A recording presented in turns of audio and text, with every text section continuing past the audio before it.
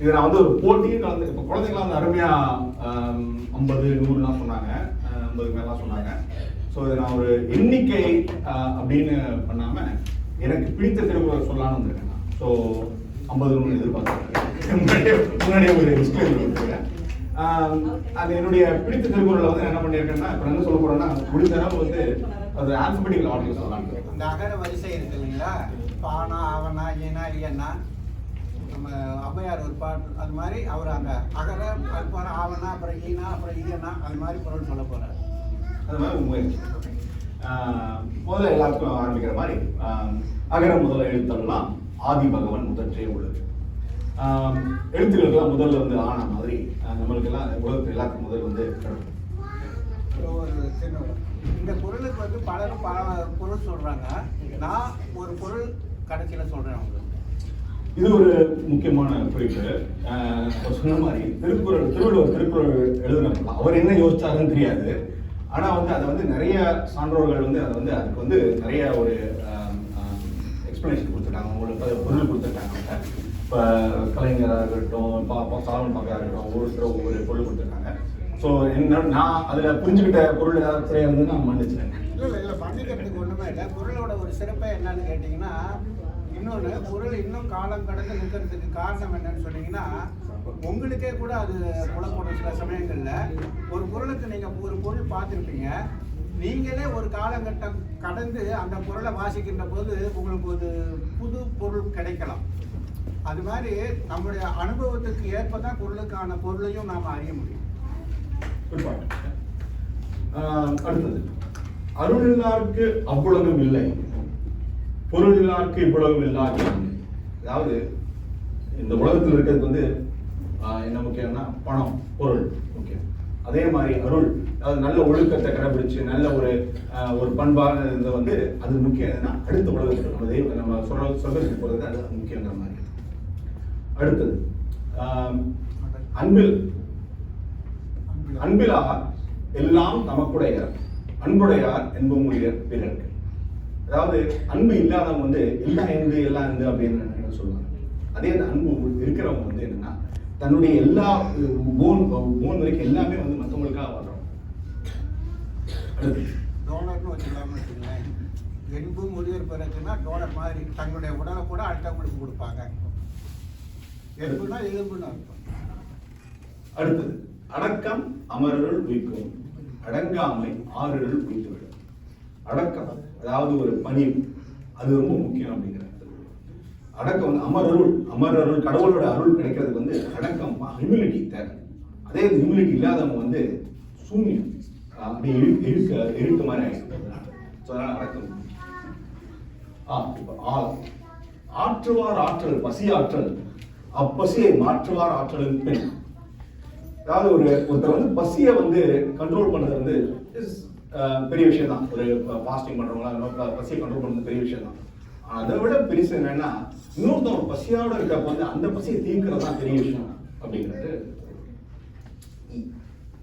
இனிய உளவாக இன்னாது கூறல் கனியிருப்ப காய்கவன் நன்று.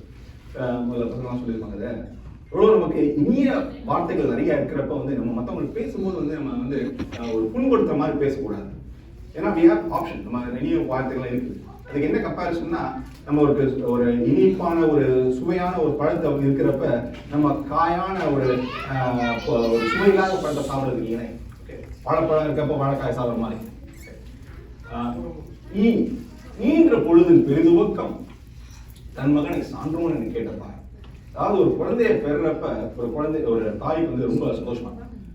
அதை விட சந்தோஷம் என்னன்னா, அந்த பையனை வந்து ஒரு பெரியவங்கலாம் வந்து மற்றவங்கலாம் வந்து ரொம்ப நல்லவன், குணத்துல நல்லவன் சொல்றது வந்து அவளுக்கு அது இன்னும் பெருமையா இருப்பாங்க. அதோட பேர் உடுக்கை இழந்தவன் கை போல இடுக்கன் கலவைதான் நட்பு. அதாவது ஒரு ஆடை வந்து நம்மளோட போட்டிருக்க ஆடை வந்து ஒரு ஃபால்ஸ் ஆஃப் அந்த விளக்கில் விடுறப்போ வந்து நம்ம ஒரு ரிஃப்ளெக்டிவா வந்து அவங்க எப்படி நம்ம சரி பண்றோமோ, அதே மாதிரி ஒரு நண்பனுக்கு எப்ப தேவையோ அப்போ வந்து அவங்க கேட்கறதுக்கு முன்னாடி ஹெல்ப் பண்றது தான் அது முக்கியம் அப்படிங்கிறது. எப்பொருள் யார் கேட்கணும் அப்பொருள் மெய்ப்பொருள் காண்பது. யார் என்ன சொன்னாலும் கேட்டுக்காம அதுல வந்து உண்மை பொய்ன்னு பார்த்துட்டு அதுல வந்து இது உண்மையோ அதை மட்டும் எடுத்துக்கணும். அந்த காலத்துல ஃபேக் நியூஸ்லாம் வந்து போட்டுருக்கு. ஸோ அதனால தான் சொல்லியிருக்காரு. எல்லா விளக்கும் விளக்கல் சான்றோருக்கு பொய்யா விளக்கே விளக்கு. அது லைட்டுன்னு இருந்தா இட்ஸ் நாட் நெசசரி லைட். ஒரு விளக்குன்னா ஒரு ஒளி ஒளி கொடுக்கறதுனால அது விளக்கு ஆயிடாது. உண்மை எங்க இருக்கோ அதுதான் உண்மையான விளக்கு அப்படிங்கிறார். ஒழுக்கம் விழுப்பம் தரலாம், ஒழுக்கம் உயிரினும் நம்பப்படும். ஒழுக்கமா இருக்கிறது, நல்ல பழக்க வழக்கங்களோட இருக்கிறது வந்து ரொம்ப முக்கியம். அது வந்து உயிரை விட நம்ம உயிரை விட அந்த மாதிரி ஒழுக்கத்தோடு இருக்கிறது முக்கியம் அப்படிங்கிறார். ஆனா முடிச்சிட்ட பிற்காலம் கற்க கசடர கற்பவை கற்றபின் நிற்க அதற்கு தர. அது என்னன்னா படிச்சாலும் அதாவது நல்லா படிக்கணும், முழுமையா படிக்கணும், கத்துக்கணும். கத்துக்கிட்டு அந்த என்ன நல்ல வழிகளை கத்துக்கிறோமோ அதை வந்து நம்ம வந்து ஃபாலோ பண்ணணும், அதை வந்து கடைபிடிக்கணும். குணம் நாடி குற்றம் நாடி அவற்றுள் மிகை நாடி மிக்க கோளம். அதாவது ஒருத்தட்ட வந்து நல்லதும் கெட்டதையும் பார்த்து புரிஞ்சுக்கிட்டு அதுல எது அவருக்கு அதிகமா இருக்கோ அதை பேஸ் பண்ணி தான் அவர் வந்து நம்ம ஜட்ஜ் பண்ணணும். அவர் வந்து நம்ம எடை போடணும். சும்மா ஒருத்தர் வந்து ஒரு இதை மட்டும் வச்சு அவர் வந்து நல்லதவரோ கெட்டவரோ சொல்லக்கூடாது. குணம் நாடி குற்றமும் நாடி நல்லதையும் கெட்டதையும் ஒருத்தருக்கு புரிஞ்சு அது போடணும். அடுத்து குழழுது யாழுது என்பர் நம் மக்கள் மழை சொல் கேளார். இப்போ வந்து ஃப்ளூட்டு, அந்த புல்லாங்குழல், யாழ், அந்த மாதிரி ஒரு மியூசிக்கல் இன்ஸ்ட்ருமெண்ட்ஸ்லாம் கேட்கறது நல்லா இருக்கு. ஆனா அப்படின்னு சொல்றவங்க வந்து நம்மளோட குழந்தைகளோட மழை சொல் ப்ராக்டிகல் இங்கிலீஷ்ல, அதாவது சின்ன குழந்தை இப்போ அவங்க பேசுற அந்த வார்த்தைகள் வந்து அதை வந்து கேட்காதவங்க அந்த மாதிரி மற்ற ஃப்ளூட் இதெல்லாம் அவங்க நல்ல ஸ்வீட்டா இருக்க சொல்றாங்க. ஏன்னா அதுதான் மோஸ்ட் ஸ்வீட். அடுத்து செல்வத்துள் செல்வம் செவிச்செல்வம் அச்செல்வம் செல்வத்தில் எல்லாம் தலை. என்னதான் செல்வம் இருந்தாலும் காது கேட்கிற செல்வம் தான் வந்து ரொம்ப இம்பார்ட்டன்ட். எல்லா செல்வத்தோட அது பெருசு அப்படிங்கிறாரு. அது சிலருக்கு வந்து பார்க்க ஆச்சரியமா இருக்கலாம், என்னடா காது கேட்கறது சொல்றாருன்னு. காது கேட்க முடியாத ஒருத்தவங்க தான் அதனுடைய அனுபவத்தினுங்கிற மாதிரி தட் இஸ் இம்பார்ட்டன்ட் சொல்றாரு.